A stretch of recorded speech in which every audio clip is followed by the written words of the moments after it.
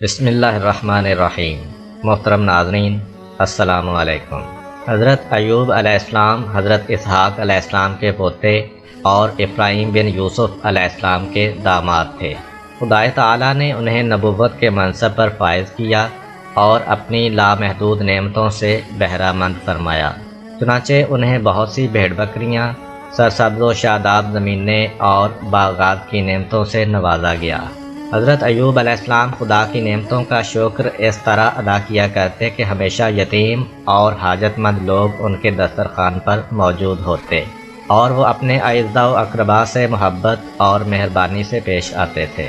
شیطان کے جسے اس وقت تک آسمانوں میں جانے کی اجازت تھی اور وہاں اس کا داخلہ ممنوع نہ ہوا تھا، اس نے دیکھا کہ خدا کی نعمتوں کا شکر ادا کرتے کرتے حضرت ایوب علیہ السلام کا مرتبہ بہت بلند ہو گیا ہے، اور فرشتے بھی ان کو عزت و احترام کے ساتھ یاد کرتے ہیں، چونکہ شیطان ہر وقت اس کوشش میں رہتا ہے کہ نیک بخت لوگوں کو بد نصیبی میں مبتلا کر دے اور ایماندار لوگوں کو خدا کے راستے سے بھٹکا دے۔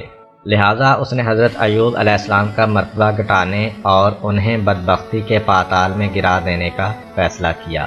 چنانچہ اس نے بارگاہ الہی میں عرض کیا، اے پروردگار، یہ تمام شکر گزاری جو ایوب علیہ السلام کی طرف سے دیکھنے میں آتی ہے وہ ان بے حساب نعمتوں کی وجہ سے ہے جو تو نے انہیں بخشی ہیں، لیکن اگر تو یہ نعمتیں ان سے واپس لے لے اور انہیں مصیبتوں میں مبتلا کر دے تو اس کی سپاس گزاری کا خاتمہ ہو جائے گا، اور پھر وہ ہرگز تیری کسی بھی نعمت کا شکر ادا نہیں کرے گا۔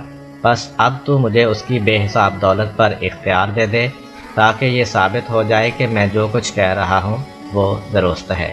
خدا تو اپنے بندوں کے تمام بیدوں سے واقف ہے اور ان کے ظاہر و باطن کو بخوبی جانتا ہے، لہٰذا اس نے حضرت ایوب علیہ السلام کی ثابت قدمی اور ایمان کی پختگی کو دوسروں پر ظاہر کرنے کے لیے شیطان کی یہ بات منظور کر لی اور فرمایا، ہاں میں ایوب علیہ السلام کا مال و دولت اور اولاد تیرے اختیار میں دیتا ہوں اور تجھے ان چیزوں پر مسلط کرتا ہوں۔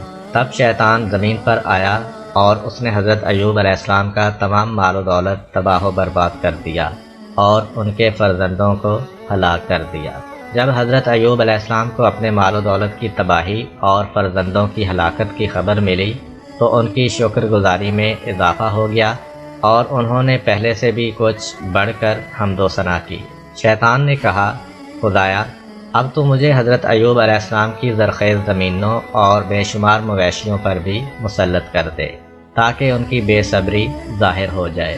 اس پر خدا نے حضرت ایوب علیہ السلام کی تمام زمینیں اور مال مویشی شیطان کے اختیار میں دے دیے اور وہ سب کچھ اس کے ہاتھوں نیست و نابود ہو گیا، لیکن اس تباہی کی خبر سے حضرت ایوب علیہ السلام کے دل میں رتی بر اضطراب اور پریشانی پیدا نہ ہوئی، بلکہ ان کی شکر گزاری میں کچھ اور اضافہ ہو گیا۔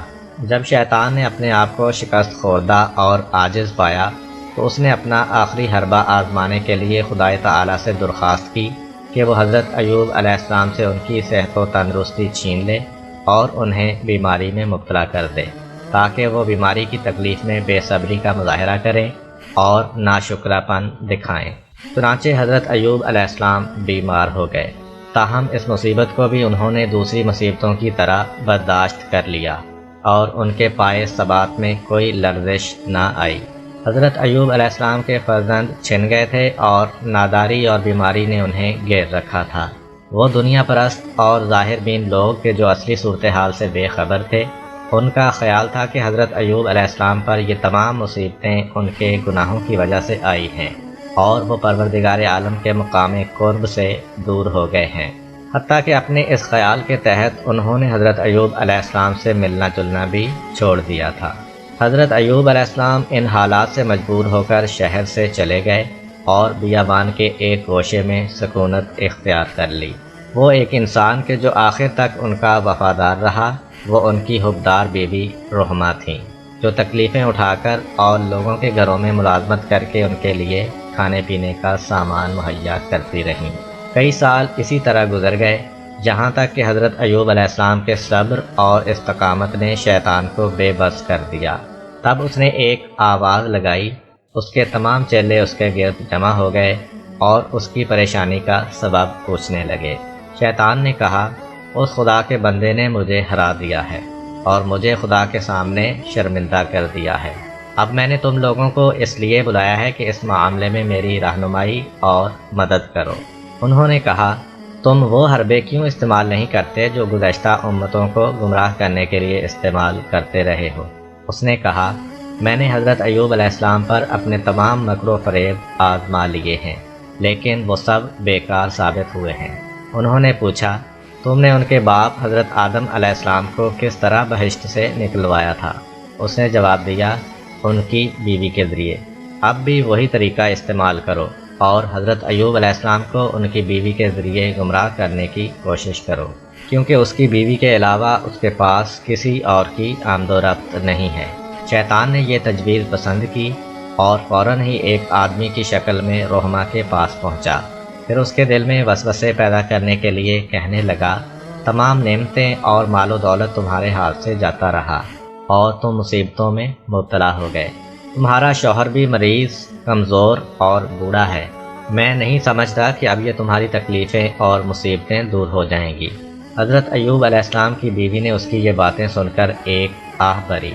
شیطان نے کہا، تم یہ بھیڑ ایوب علیہ السلام کے پاس لے جاؤ اور کہو کہ وہ اسے ذبح کرے، لیکن ذبح کرتے وقت خدا کا نام زبان پر نہ لائے تاکہ وہ بیماری سے شفا پائے۔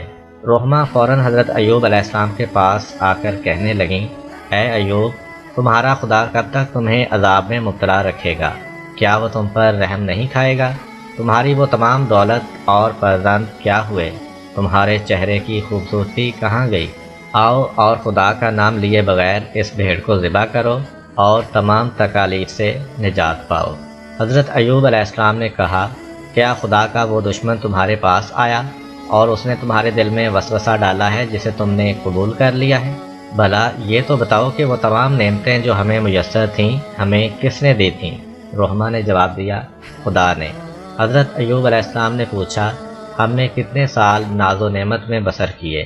ان کی بیوی نے جواب دیا، 80 سال۔ حضرت ایوب علیہ السلام نے کہا، جب سے خدا نے ہمیں ان تکالیف میں مبتلا کیا ہے اسے کتنی مدت گزری ہے؟ ان کی بیوی نے کہا، 7 سال۔ حضرت ایوب علیہ السلام نے کہا، وائے ہو تم پر کہ تم نے سخت ناانصافی کی ہے۔ تم نے اس وقت تک صبر کیوں نہیں کیا کہ اس تکلیف کی مدت ہماری آسائش کی مدت کے برابر ہو جاتی؟ پھر تم مجھ سے کہہ رہی ہو کہ میں یہ بھیڑ خدا کے سوا کسی اور کے نام پر ذبح کروں۔ خدا کی قسم، اگر اس نے مجھے شفا بخشی تو میں تمہارے اس گناہ کے بدلے میں تمہیں 100 تازیانے لگاؤں گا۔ اب تم میرے پاس سے چلی جاؤ کہ تمہارا کھانا اور پانی مجھ پر حرام ہے، اور آئندہ میں تمہارے ہاتھ سے کچھ نہیں کھاؤں گا۔ جب حضرت ایوب علیہ السلام کی بیوی مجبوراً وہاں سے چلی گئی تو انہوں نے خود کو انتہائی تکلیف اور مصیبت میں پایا۔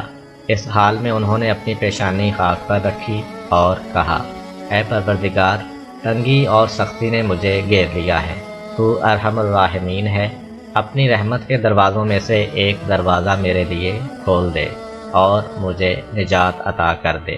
خدا نے ان کی دعا قبول کی اور ان کو وحی بھیجی کہ تم اپنا پاؤں زمین پر مارو۔ جب انہوں نے اپنا پاؤں زمین پر مارا تو وہاں پانی کا ایک چشمہ ابل پڑا۔ انہوں نے چشمے کے پانی میں غسل کیا تو ان کی تمام بیماریاں دور ہو گئیں اور ان کی شکل و شباہت پہلے کی سی ہو گئی۔ خدا نے ان کے صبر اور شکر گزاری کے بدلے میں ان کی دولت اور اولاد بھی انہیں لوٹا دی۔